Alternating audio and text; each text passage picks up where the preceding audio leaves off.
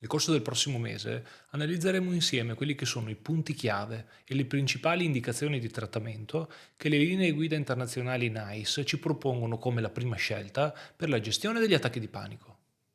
In un primo video vedremo quelli che sono i meccanismi chiave di funzionamento del panico insieme alle fasi preliminari di inquadramento, concettualizzazione e raccolta di informazioni.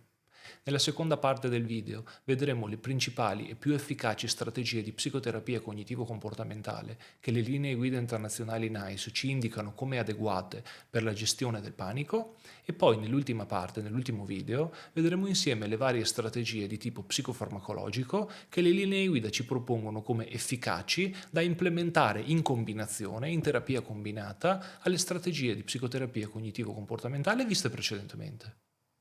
Se vuoi rimanere aggiornato con questi contenuti di approfondimento a tema gestione del panico, ti invito a iscriverti al nostro canale YouTube oppure a seguirci sui nostri social.